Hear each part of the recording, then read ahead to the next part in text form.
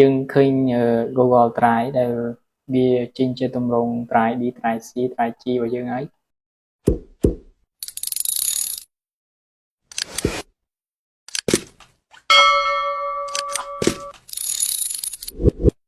Hello សួស្តីអ្នកនរគ្នាក្នុងវីដេអូនេះខ្ញុំបង្ហាញអ្នកនរគ្នាអំពីរបៀបក្នុងការដាក់ Google Drive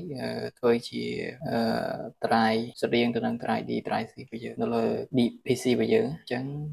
របៀបក្នុងការដាក់ទី1យើងធ្វើការចូលទៅក្នុង browser ណាមួយដែលយើងប្រើប្រាស់មករួចហើយយើងធ្វើការ search រកពាក្យថា Google Drive download រួចហើយយើងធ្វើការ enter វាមកអូ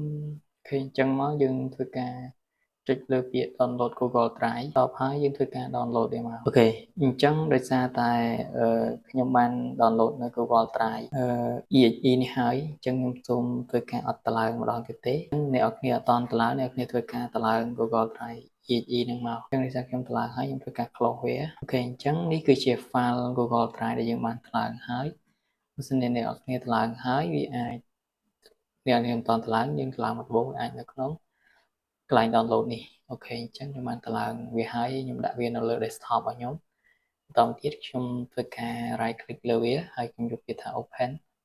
ដើម្បីធ្វើការ install វាអញ្ចឹងពេលយើង right click ហ្នឹងវាធ្វើការ wallet អញ្ចឹងយើងរងចាំបន្តិចអូខេអញ្ចឹងមកដល់ចំណុចហ្នឹងយើងធ្វើការ text យកពាក្យថា add ខាងលើនេះបន្តមកទៀតយើងធ្វើការ install អូខេវាកំពុងដើរអញ្ចឹងក្រោយពេល install ហើយយើងធ្វើការចុចយកពាក្យ launch ហើយរងចាំបន្តិចបន្តមកទៀតយើងធ្វើការចុចយកពាក្យថា get start ហើយយើងយកពាក្យ sign in បន្តមកទៀតយើងធ្វើការស្រោះយកនៅ email account ដែលយើងធ្វើការចង់ភ្ជាប់ទៅកាន់ Google Drive របស់យើងរួចយើងធ្វើការចុច sign in នៅក្នុងនេះវាដាក់ថា success អញ្ចឹងការភ្ជាប់ email ទៅកាន់ Google Drive របស់យើងគឺ success ហើយគឺជោគជ័យអញ្ចឹងយើងធ្វើការខ្វែងមួយវាចូលម្ដងទៀតអូខេយើង skip វាចោល get it skip វា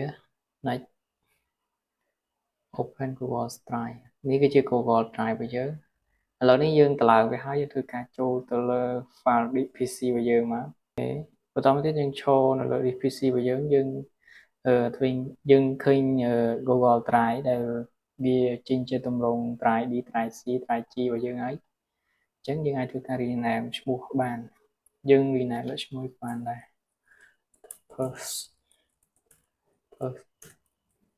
personal Drive វាចេញទេអញ្ចឹងយើងដាក់ប៉ុណ្្នឹងទេហើយចុចវា apply ចុច OK អូខេអញ្ចឹងនេះជា drive របស់យើងអូខេអញ្ចឹងវីដេអូតាក់ទងជាមួយនឹងការដំឡើង drive Google Drive ដើម្បីដាក់វាជា drive ដូចទៅនឹង drive C drive D របស់យើងវាមានតែប៉ុណ្្នឹងទេសង្ឃឹមថាអ្នកនរគ្នានឹងពេញចិត្តនៅក្នុងវីដេអូនេះសង្ឃឹមអ្នកនរគ្នាកុំភ្លេចជួយចុច subscribe และសញ្ញាកណ្ដឹងនៅក្នុង channel YouTube របស់ខ្ញុំមួយផងសូមអរគុណអ្នកនរគ្នា